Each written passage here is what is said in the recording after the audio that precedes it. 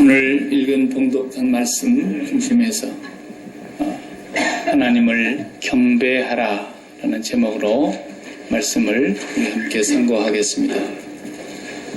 많이 듣던 말이고 사용하는 말이죠. 경배와 찬양 이런 얘기를 많이 하고 하나님을 경외한다 그런 말도 우리가 하고 하나님께 예배한다 이런 말씀도 표현하는데 경배한다 오늘 본문에 나오는 단어가 1절에 나왔습니다. 또 모세에게 이르시되 너는 아론과 나답과 아비후와 이스라엘 장로 70명과 함께 여호와께로 올라와 멀리서 경배하고 그랬습니다. 경배라는 단어가 나와요. 경배와 예배가 뭐가 차이가 있는 것인가? 약간 차이가 있습니다. 예배라고 하는 것은 그 뜻을 살펴보면은 경배 드리는 의식 이렇게 돼 있어요. 예배와 경배가 뭐가 좀 다른 것 같죠? 예배를 경배 드리는 의식이다 이렇게 표현했어요. 경배가 뭔가 보면 사전의 뜻은 이렇습니다. 존경하여 공손한 마음을 가지고 절하는 것이 경배다 이렇게 되어 있어요. 예배는 경배하는 의식이고 경배는 겸손한 마음으로 공손하게 하나님을 섬기는 그런 태도를 말하는 것입니다. 그러니까 경배는 예배 속에 포함되는 내용이죠. 예배 안에는 반드시 경배가 있어야 된다는 뜻이죠.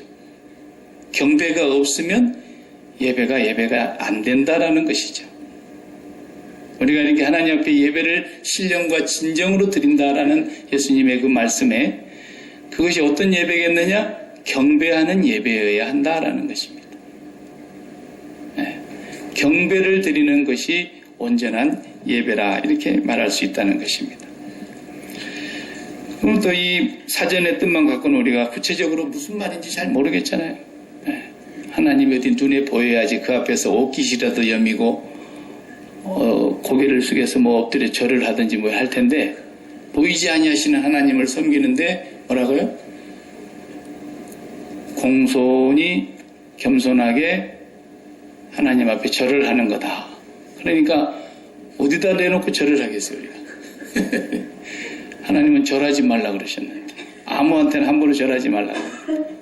그러니까 이 말을 구체적으로 우리의 삶 속에서 경배한다는 말이 무슨 뜻이고 우리가 이것을 삶에서 어떻게 해야 경배가 되는 것이고 또 우리 성도들이 바르게 하나님을 경배할 수 있도록 하기 위해서 오늘 말씀을 살펴보는 것입니다. 우리가 성경을 지금 계속 읽어오고 있는데 벌써 민수기 16장까지 읽으셨잖아요. 출애굽기를 다 끝냈어요. 벌써 읽는 건. 그래서 야곱의 얘기에서부터 시작하자면 야곱이 요셉이 살았다는 얘기를 듣게 되고 요셉이 보낸 그 수레를 타고 자기 가족 70명을 이끌고 애굽으로 내려가죠. 애굽에 내려가서 고센이라는 땅에서 목축업을 계속하면서 잘 삽니다. 왕이 얼마나 대접을 잘해줬겠습니까? 그런데 세월이 흐르자 그 왕조가 오래가지 못하고 다 왕도 죽고 또 새로운 왕이 나오고 그럽니다. 학자들이 뭐 연구해본 그런 이집트 역사를 보면은 요셉이 다스렸을 때 왕조를 힉소스 왕조라 그럽니다. 그리고 이제 요셉도 죽고 요셉이 다스렸을 때 그 왕도 다 죽고 이름을 우리가 파라오라 그러는데 그 바로가 이제 힉소스 왕조의 임금인데 죽고 난 뒤에 투투모스 왕조가 다시 탄생을 해서 요셉하고는 전혀 관련이 없는 새로운 왕조가 나왔다 이겁니다. 쉽게 말하면 고구려가 망하고 고려시대도 망하고 조선왕조가 새롭게 창조한 것처럼 완전히 새로운 그런 또 왕조가 나왔다 이 말이에요. 그러다 보니까 요셉을 알 게 뭐예요? 갑자기 이 숫자가 430년이라는 세월 동안 엄청나게 불어났잖아요. 얘들이 자칫 잘못해서 딴 마음을 먹게 되고 외적이 쳐들어왔을 때 그들하고 합세해갖고 우리를 공격하면 우리 본토 사람들이 꼼짝 못하겠구나. 이런 위기의식을 느끼면서 이제 이 투투모스 왕조의 왕이 야곱의 후손들을 폭정으로 다스리게 되지 않습니까? 그 과정에서 하나님께 부르짖게 되는 기도가 들어가고 하나님은 그 기도를 들으셨다 그랬어요. 그리고 그들의 그 학대받는 고난을 보셨다 그랬어요. 그리고 다 아시고 이제는 때가 이르러서 아브라함에게 약속했던 대로 430년 후에 네 후손이 이집트에서 큰 민족이 돼서 나올 거라는 아브라함과의 말씀이 있었어요. 그 약속대로 이제 그들을 불러내기 위해서 구원하는 역사를 우리가 출애굽기라 그러죠.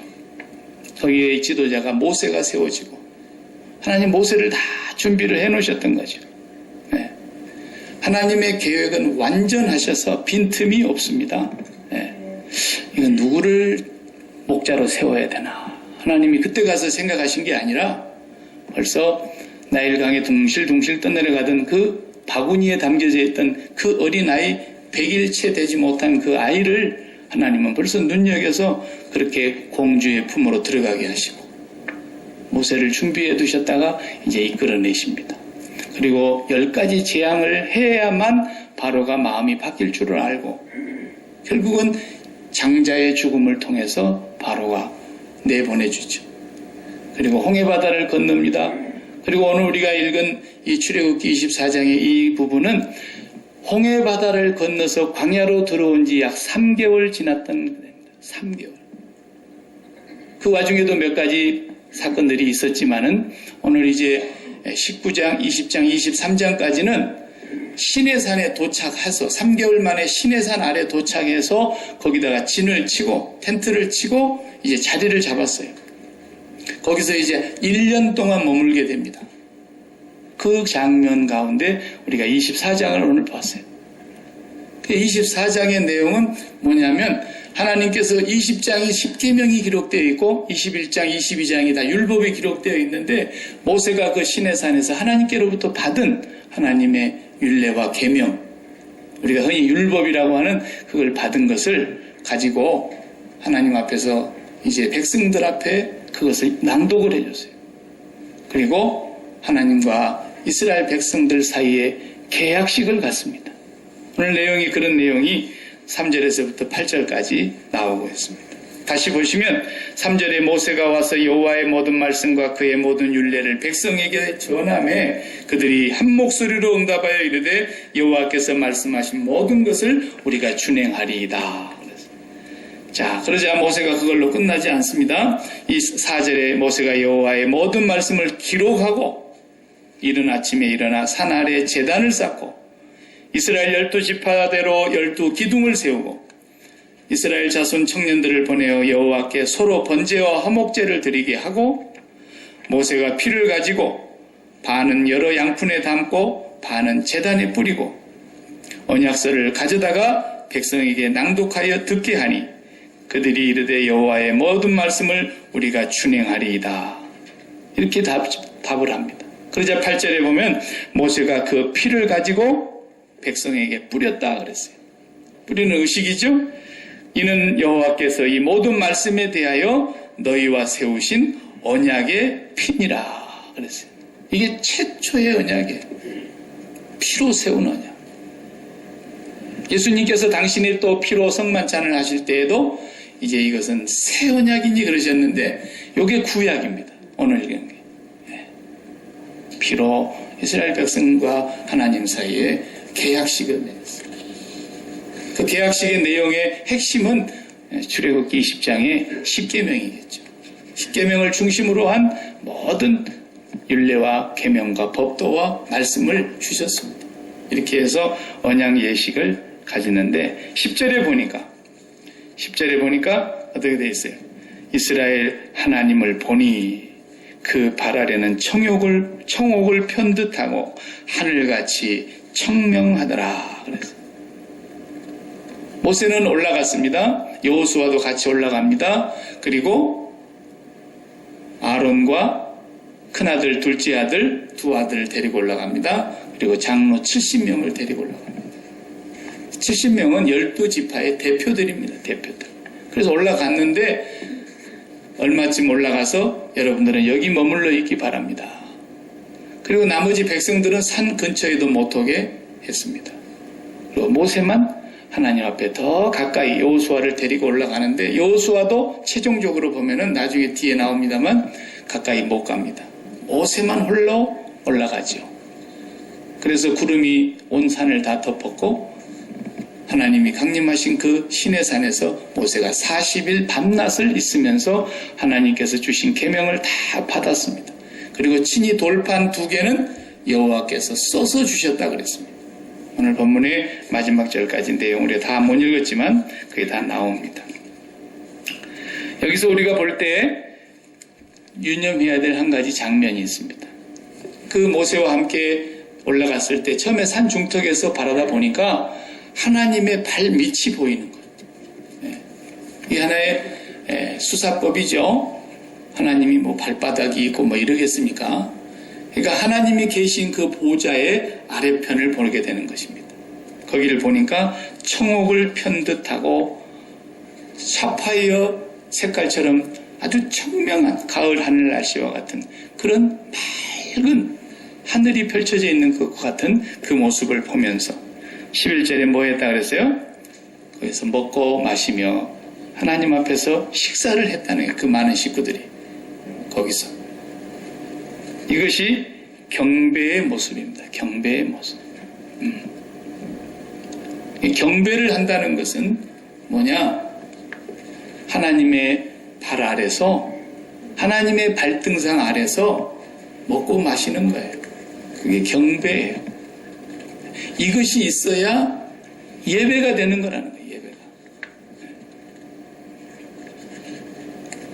하나님의 발등상. 그런 말씀이 성경에 들어 나오죠. 다윗도 그런 고백했죠. 시편에서 보면 주께서 내 주께 말씀하시기를 여호와께서 그리스도께 말씀하시기를 그 말이죠. 너는 내 원수를 네 발등상 아래 두기까지 내 우편에 앉았으라 하셨도다. 그런 말씀이었어요. 또 산상보훈에도 너는 하늘로도 맹세하지 마라. 거기는 하나님의 보좌다. 땅으로도 맹세하지 마. 거기는 하나님의 발등상이야. 그랬어요. 네. 그러니까 무슨 말씀이냐면 우리 모든 피조물들은 하나님의 발등상 아래에 있다라는 거예요. 네. 우리는 하나님의 보좌 밑에 있어요. 언제나. 네. 이것이 위치적인 것도 포지션도 문제이지만 우리 마음의 상태가 언제나 하나님 밑에 있다. 이 마음가짐이 가장 중요한 태도입니다. 네. 그냥 경배한다는 말은 절하는 것인데 절하는 것이 하나님에게만 절하는 것이 아니잖아요. 사람에게도 절하고 우상숭배한 사람도 우상숭배 앞에 가서도 절하고 행동으로 이렇게 실제로 절을 하는 부처상 앞에 가서도 절을 하고 사방에 절을 설날이 되면 또 부모님들 앞에 절하고 어떤 사람도 죽어서 다 흔적도 없어진 무덤 앞에 가서도 또 절하고 이런데 그 표현들이 다 절한다는 표현들은 뭐겠어요? 당신이 있어서 내가 있습니다 라는 뜻이고 두 번째는 내가 당신을 존경합니다 라는 뜻이고 나는 당신 발 밑에 있는 사람입니다 라는 뜻이 절하는 표현이에요. 그러니까 대통령이 미국 대통령하고 김정은이도 말하자면 대통령 위치 아닙니까? 나이도 보나 뭐 국가의 위상으로 보나 어디 그거 뭐 될 턱이 없지만은 절대로 이렇게 대통령들끼리는 고개를 숙이면서 인사를 안 하잖아요. 왜 그래요? 나도 우리나라 대통령, 니는 너희 나라 대통령. 뻣뻣이 서가지고 손만 딱 이러는 거지. 예. 언제 한번 우리 전 이명박 대통령이 일본 천황을 만나가지고 고개를 이렇게 숙이면서 해가지고 얼마나 욕을 많이 먹었습니까? 국가의 원수들끼리는 그런 거 하는 게 아니다라는 거예요. 예. 동등이라는 거예요. 동등. 그렇기 때문에 그건 절하는 게 아니에요. 인사, 악수로. 그 하나님 앞에 가서 우리가 경배한다라는 것은 뭐예요? 항상 저는 당신 발밑입니다. 그런 뜻이에요. 요 마음가짐과 요 태도가 삶 속에서 아주 자리 잡질 않으면 아무리 예배 드려도 예배가 아니다라는 거예요. 우리 예배는. 그러니까 우리가 그랬잖아요. 공자 앞에서 문자 쓰고 있고 번데기 앞에서 주름 잡고 있어. 이런 말을 하잖아요. 애들도. 나는 언제나 당신 밑입니다. 이것이 공손하고 겸손한 것이죠. 하나님 앞에 나아가가지고 항상 그 마음가짐을, 그 태도를 가지고 삶으로도 옮겨가서 그렇게 살아야 되고 입술로도 동일하게 그렇게 고백해야 되고 그렇게 살아가는 삶 자체가 뭐예요? 산제사예요. 우리가 하나님 앞에 매일 드리는 제사가 되는 거예요. 그러면 뒤집어 보면 뭐예요? 하나님 왜 그따위로 하십니까? 이렇게 말을 하는 사람이 감이 없지만 어디 하나님 앞에 그렇게 말하겠어요? 불신자 빼놓고야. 그런데 그것이 어떤 표현입니까? 원망하고 불평하는 게 그겁니다. 그러니까 성경 읽어보세요. 우리가 지난 금요일날, 그러니까 토요일날 읽었던 부분이 민수기 16장까지 읽었으니까 민수기 14장에 보면 나오잖아요. 원망하고 불평하는 사람을 하나님이 어떻게 해결하는가. 민수기 14장에 보면은 그들이 예배하고 있지 않는 거예요. 왜 그랬습니까? 정탐꾼을 보내놨더니 정탐꾼이 가가지고 12명의 보고를 와서 하잖아요. 40일 동안 탐지하고 온 그 보고를 하는 자리에서 다 읽으셔서 아시죠? 10사람이 전부 큰일 났다. 우리는 이제 그들의 밥이다. 그들이 우리는 그냥 한순간에 그냥 삼키겠더라. 우리는 그들 보기에 아마 메뚜기 같았을 거다. 우리가 보기도 그러는데 그들이 안 그랬겠냐. 키가 얼마나 큰지 자이언트들이 있더라. 네피림의 후손들이 거기 살고 있고 우리는 도저히 그 땅을 들어갈 수 없겠더라. 막 온갖 부정적인 보고를 해다 놓으니까 두 명이 여호수아와 갈렙이 막 옷을 찢으며 이 안타까운 마음을 백성들 앞에 가서 토해내잖아요. 그런 소리 하지 마라. 저들의 보고가 맞기는 맞지만 결론은 그렇지 않다. 하나님이 우리를 기뻐하여 그 땅으로 인도하여 들이시면 그들은 우리가 차려놓은 밥상이더라. 이랬단 말이에요. 그런데 10명 얘기 듣지 2명 얘기 듣겠어요? 2명 얘기는 뭐 어디 온데간데 없고 10명 얘기를 듣고 어떻게 했어요? 밤새도록 그렇다 그러죠. 그리고는 모세와 아론을 향해서 막 원망합니다. 우리가 애굽에 있었을 때 뭐 매장지가 없어서 여기까지 끌고 나와서 우리를 죽이려고 여호와께서 이러느냐? 그러면서 막 원망하는 소리를 막 퍼내는데 하나님이 뭐라 그러셨는가 한번 민수기 14장 한번 볼까요? 읽었으니까 26절부터서 봐요. 여호와께서 모세와 아론에게 말씀하여 이르시되 나를 원망하는 이 악한 회중에게 내가 어느 때까지 참으랴. 이스라엘 자손이 나를 향하여 원망하는 바 그 원망하는 말을 어때요? 내가 들었노라. 그들에게 이르기를 여호와의 말씀에 내 삶을 두고 맹세하노라. 하나님이 당신 자신의 이름을 걸고 맹세했다. 뭐라고 맹세했어요? 너희 말이 내 귀에 들린 대로 내가 너희에게 행하겠다. 뭐라고 말했길래? 차라리 죽었으면 좋았을 것을. 그랬잖아요. 그래, 너희들 말이 내 귀에 들린 대로 시행하리니 너희 시체가 이 광야에 엎드려질 것이라. 너희 중에서 20세 이상으로 괴수된 자, 나를 원망한 자 전부가 여분네 아들 갈렙과 눈의 아들 여호수아 외에는 내가 맹세하여 너희에게 살게 하리라 한 땅에 결단코 들어가지 못하리라. 36절 모세의 보냄을 받고 땅을 정탐하고 돌아와서 그 땅을 악평하여 온 회중이 모세를 원망하게 한 사람 곧 그 땅에 대하여 악평한 자들은 여호와 앞에서 재앙으로 죽었고 그랬어요. 그 자리에서 다 죽였어요. 네. 원망이 뭐예요? 원망은 그 의미가 있는 거예요. 경배는 공손히 엎드려 절하는 거 이런 말이지만 사전적인 뜻은 경배라는 것은 그 의미가 뭐예요? 나는 당신 발밑입니다. 나는 당신 발밑에서 항상 먹고 마시고 하늘을 종업처럼 가을에 맑은 하늘처럼 펼쳐놓은 것처럼 우리 마음이 항상 기분이 우울하면 날씨로 표현할 때가 많잖아요. 오늘 저기압이야 이러잖아요. 저기압이 뭐예요? 구름이 꽉 꼈다는 거 아닙니까? 그런데 하나님의 발밑을 보니까 구름이 하나도 없이 가을에 맑고 맑은 하늘처럼 청명하게 천국을 편듯하고 보석같이 파란 사파이어 보석 같은 하늘이 하나님의 발 아래 펼쳐져 있는 그 속에서 하나님을 멀리서 바라보며 먹고 마시며 그들이 거기서 즐거워하고 있는 그 장면이 경배하는 모습인데, 우리가 삶 속에서 우리 마음 속에 뭔가 구름이 꽉 끼었다는 것은 뭐예요? 근심이 있다는 얘기고 염려가 있다는 얘기고 뭔가 짜증나는 일이 있다거나 불평과 원망이 있다는 것이죠. 그렇다면 뭐예요? 하나님 당신 왜 이따위로 하십니까? 라는 말이 거기에 의미가 담겨져 있는 거예요. 여러분 그렇게 안 했다고요? 하나님이 그렇게 받아들이신다니까요. 왜? 하나님은 살아계시며 지금도 말씀하시는 하나님이십니다. 말씀이 우리 삶 속에 열매로 나타나는 게 뭐라 그랬어요? 사실과 현실이라 그랬잖아요. 사실과 현실. 사실은 매일 일어나는 팩트고 현실은 그것을 내 마음에 담았을 때 나에게 현실이 된다 그랬잖아요. 매일매일 수많은 뉴스가 나옵니다. 사실이에요. 알아보면.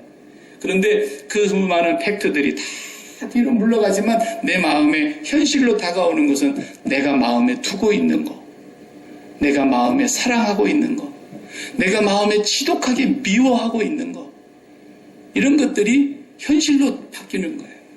현실로. 근데 내 마음속에 이 원망과 불평은 하나님께서 일으키시고 계시는 모든 사실과 현실에 대하여 왜 있다고 하십니까? 라는 표현이라니까요. 그 의미라니까 그게. 이스라엘 백성들이 광야에서 마치 합동 결혼식 하듯이, 합동 결혼식 한 거 보셨죠?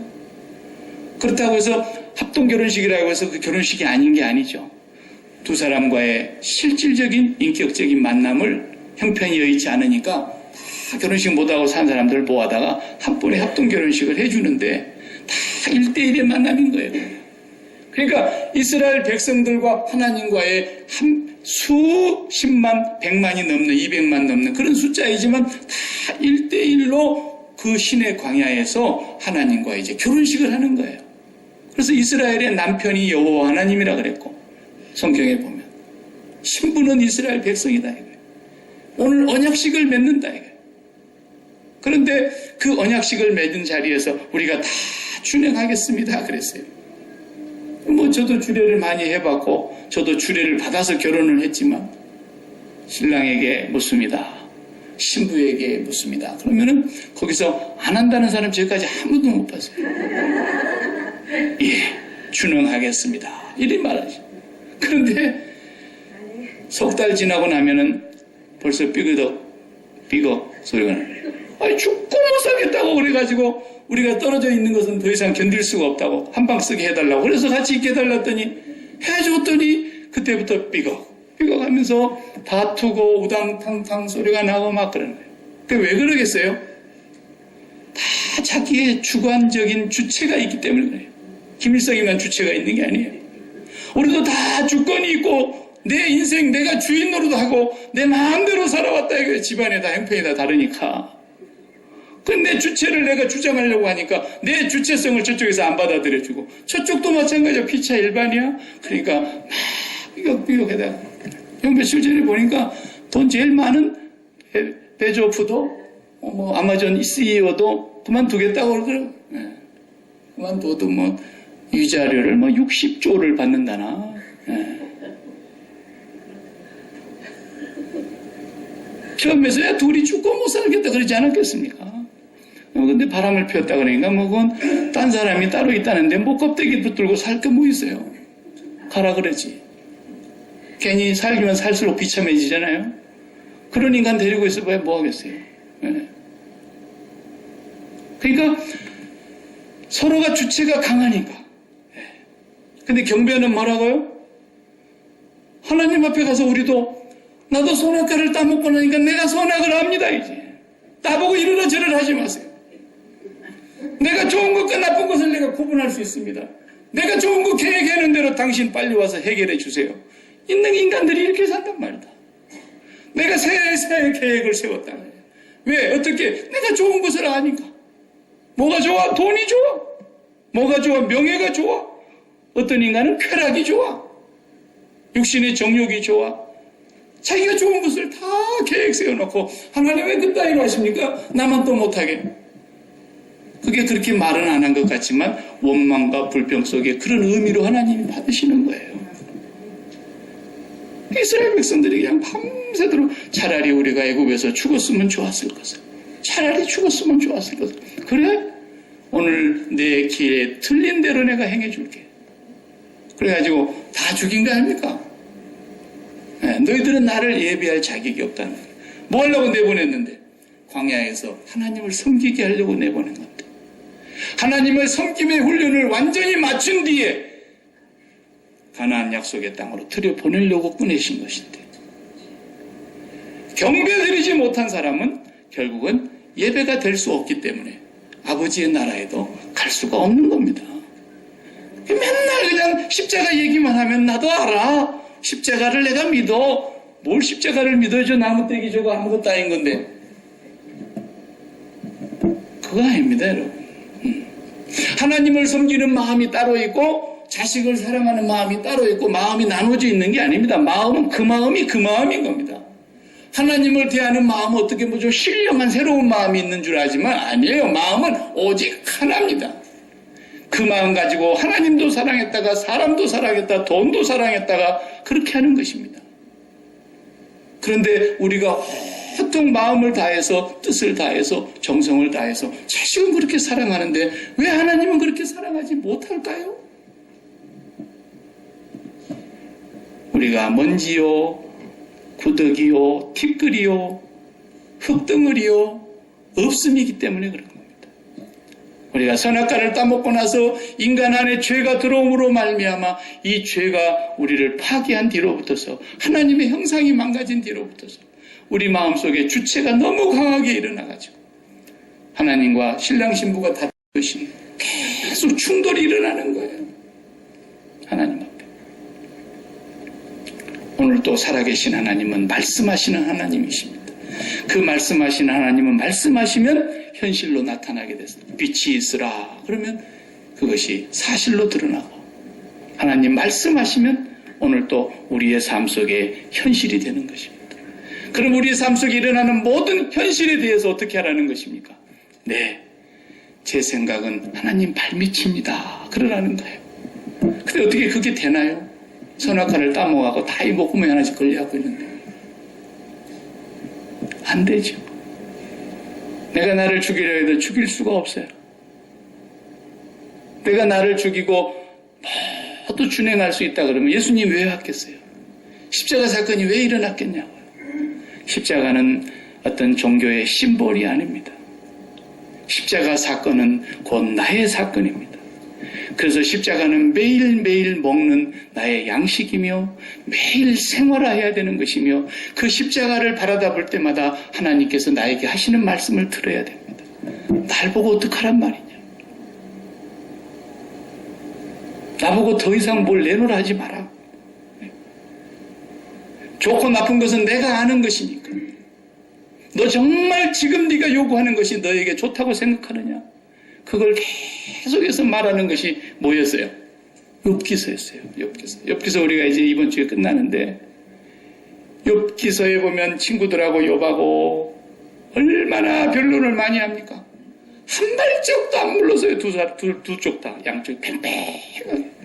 옆에서 보다 속이 터진 엘리후가 나중에 나타나가지고 두 쪽 다 내 얘기를 들으십시오. 그러면서 욥도 욥의 세 친구도 입 잠잠하게 해놓고 나이 어린 엘리후가 계속 얘기하잖아요. 그 다음에 하나님이 욥기 38장에 탁 나타나시는데 욥 그래도 할 말 있어? 그러니까 무지하여 이치를 어둡게 한 저를 용서해 주시기 바랍니다. 그러잖아요. 무지한 말로 하나님의 생각을 어지럽혔던 걸 용서해 주십시오. 그랬어요. 욥의 친구들은 하나님이 번제사를 드리지 않으면 죽인다 그랬어요. 욥이 그 세 친구들을 용서해달라고 하나님 앞에 기도하고 번제를 드림으로써 세 친구도 용서를 받았어요. 우리 인간이 아무리 하나님 앞에 가서 내 생각이 최고입니다. 생각하고 또 생각하고 신중하게 컨시더레이션 했습니다. 그리고 내놓으면은 하나님께서 내가 요즘 지구를 돌리느라 바빠가지고 이렇게까지 신중하게 생각을 못하고 있었는데 어쩌면 박 목사 너는 그렇게 깊은 생각을 나보다 했냐? 그런 게 한 가지라도 있다 그러면 제가 하나님 아직 뭐라고 하나님 믿겠어요? 오늘도 우리의 삶 속에 하나님은 살아계셔서 지금도 말씀하고 계십니다. 내게 펼쳐지는 어떤 현실도 다 하나님의 말씀이 이루어지고 있는 것이라는 걸 믿는 것이 경배입니다. 그걸 믿어야 돼요. 십자가를 바라다 보면서 저 사랑을 믿어야 되듯이. 그리고 그 십자가 앞에서 여러분들이 왜 기도해야 되느냐? 기도가 무슨 공을 쌓는 것도 아니고 내가 너무 지성이면 감천이라는 그런 쓸데없는 소리 때문에 내가 지성으로 불공 들이듯이 지성으로 기도하면 하나님도 감동할 거. 어디 기독교에 그런 게 있어요? 성경에는 그런 것이 단 한 곳도 없습니다. 기도는 왜 하느냐? 하나님, 내가 선악과를 먹고 이렇게 똑똑해져가지고 매사에 내 뜻대로 내 생각대로 내 인생을 설계하고 내가 주체가 되어서 내 주체성을 발휘하고 살고 싶은데 이것을 십자가에서 죽여주시옵소서. 그래서 십자가를 바라다 볼 때마다 내가 죽음을 고백하고 5분을 기도하고 10분을 기도하고 그 앞에 30분을 기도하고 그 앞에 1시간을 기도하고 있노라면 내 마음에 있었던 걱정과 근심의 구름이 다 벗겨지면서 하나님의 발밑에 천국을 편 듯한 하나님을 향한 맑은 마음이 하나님이 다 알고 계셨네. 하나님이 하시고 계시는 일이었구만. 하나님이 다 보고 계시네. 하나님이 다 듣고 계시네. 하나님의 생각 속에 있는 일이라는 것을 받아들일 수 있게 되는 거예요. 사도 바울이 그렇게 안 살았는 거 어디 한 구절이라도 있으면 찾아와 봐요. 사도 바울이 제 뜻대로 된 일이 한 번이나 있었는가 찾아와 봐요. 사도 바울처럼 길이 안 열리고 답답하고 그런 일이 얼마나 많아요. 그래도 그는 끝까지 기도하고 있는 거예요. 밀어붙이질 않았어요. 그리고 하나님 인도해 주시면 가는 거예요. 물론 자기도 왜 생각이 없겠어요? 늘 다니던 길이니까. 선장한테 그랬어요. 선장님, 오늘 이 배가 여기서 가면 큰일 납니다. 여기서 겨울 지나고 가셔야 됩니다. 이 배가 만약에 겨울을 지나지 않고 여기서 출항을 하면 이 배는 도장을 못합니다. 그래서 자기가 제수가 돼가지고 지금 제수 아닌 제수의 몸으로 로마로 가야 되는 호송배인데 그 길을 지금 떠나면 안 된다는 거예요. 그 지중해 배는. 지중해 해안은. 그러니까 제수이지만 설명했어요. 근데 선장이 안 들었어요. 그래가지고 그 배가 어떻게 됩니까? 산산조각이 나버리지 않습니까? 그리고 그 추운 겨울 바다에서 야 정말 얼어 죽지 않게 다행이지. 간신히 다들 뱃조각을 붙들고 280명이 넘는 그 숫자가 다 그 한 섬으로 올라갔다 그랬잖아요. 그래도 하나님께서 바울에게 말씀하십니다. 바울아, 두려워하지 마라. 내가 이 배 안에 있는 모든 사람을 너에게 주었노라. 너의 생명을 해할 자가 아무도 없고 오직 배만 파괴될 것이다. 그러시잖아요. 그 가가지고 멜리데라는 섬에 올라갔는데 너무 추우니까 우선 불부터 피워야 되잖아요. 그 토인들이, 그 섬 원주민들이 막 다 불 올려가지고 모닥불을 피워서 몸을 따뜻하게 하고 있는데 바울이 그래도 나무를 해다가 이렇게 불에다 얹으려고 나무 한 짐을 이렇게 들고 올라가는데 나무 속에 있었던 독사가 나와가지고 바울을 콱 물어버리잖아요. 그러니까 토인들이 보면서 원주민들이 아이고 저 사람은 바다에서는 살아났는데 얼마나 죄가 많았으면 신이 노해가지고 뱀이 물어 죽이는구나. 그랬단 말이에요. 그 잠시 후면은 거품을 물고 쓰러질 줄 알았는데 멀쩡한 거예요. 뱀을 그냥 불에다가 떨어버렸어요. 그런데 그거 물리고도 산 사람이 없는데 자기들도 바울이 살아나는 걸 보고 아무 이상이 없는 걸 보고 이 사람이 신인가? 달리봤다는 거예요. 달리봤다는 거예요. 그 하는 사사로운 일까지도 하나님의 말씀 속에서 이루어지는 일이라는 걸 믿으셔야 됩니다.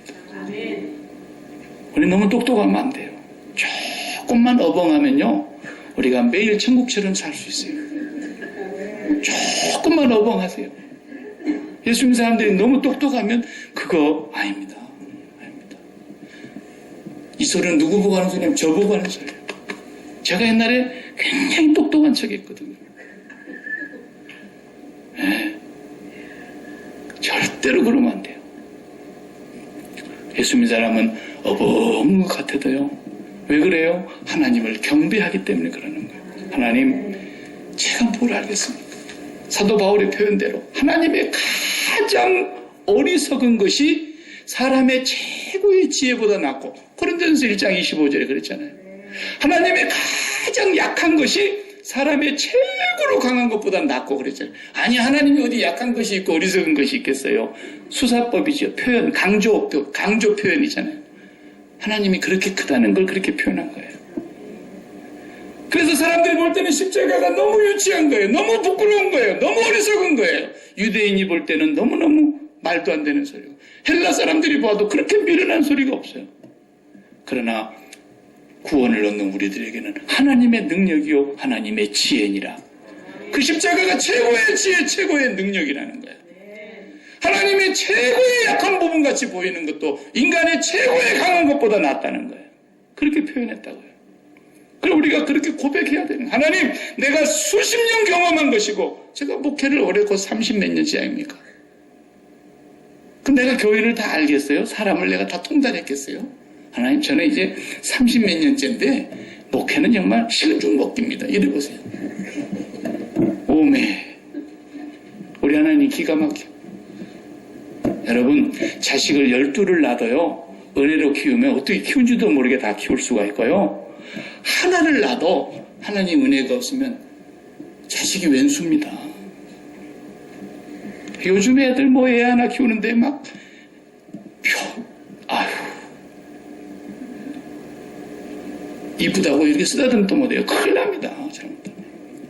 얼마나 애기를 끔찍하게처럼 키우는지.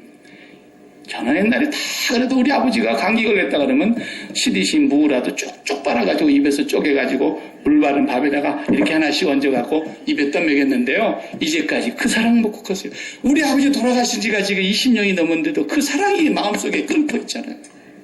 요즘은 시어머니들 그렇게 했다 그러면 2번 다시 못 옵니다. 지들이 머리 꼭대기에 있어요. 조금 배웠다고. 여러분, 우리는 하나님 앞에서 세 발의 피도 아니고 모기다리의 워커라 그러잖아요. 우리 어렸을 때. 어디 하나님 앞에서 우리가 주름 잡을 것이 있겠어요? 우리는 하나님의 발밑입니다. 그걸 날마다 인정하고 사는 겁니다. 그리고 십자가를 붙잡고 나는 죽었습니다 고백하는 겁니다. 그리고 하나님께서 다 보고 듣고 알고 계시며 그분이 말씀하신 것이 오늘 현실로 나타나고 있음을 인정해야 합니다. 그것이 내 마음에 들든 안 들든 저는 아무리 경험이 많아도, 아무리 지혜가 출중하고, 아무리 내가 이 분야에 잘한다고 해도 저는 하나님 발밑입니다. 이것이 하나님을 경배하는 거예요. 그렇게 될 때에 우리의 먹구름 같은, 저기압 같은 우리의 마음의 모든 것들이 벗겨지고, 하나님이 환히 청명한 하늘에 보이듯이 하나님이 바라다 보이는 마음이 청결한 자는 하나님을 볼 것이요. 이렇게 된 것입니다. 오늘도 우리가 출애굽기를 이제 오후 시간을 통해서 계속 배워갈 것이기 때문에 오늘은 경배에 대한 말씀만 정리를 하면서 저와 여러분이 정말 매일 매순간에 그냥 꾸벅절만 하는 것이 경배가 아니고 내 마음에서, 삶 속에서 매 순간순간마다 오늘은 기분 나쁜 일이 터졌습니다. 오늘은 내가 생각했던 계획대로 완성이 안 됐습니다. 그 사건이나 그 상황이나 그 사람이나 그 무엇이라도 하나님, 당신이 항상 옳습니다. 저는 당신 발밑입니다. 이러고 십자가 붙잡고 기도해 보세요. 여러분의 삶 속에서는 그분의 발 안에서 먹고 마시며 쉼을 얻으며 여호와 하나님의 은혜가 넘치게 될 줄로 믿습니다. 아버지 감사합니다.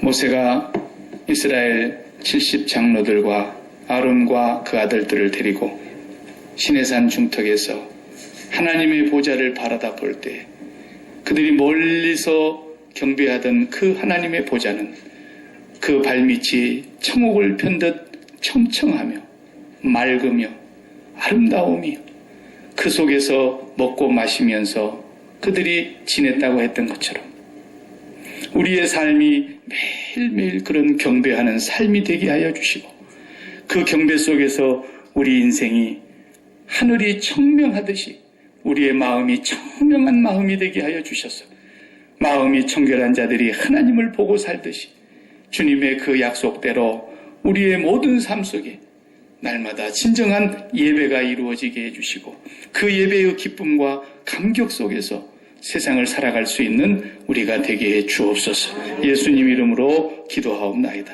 아멘.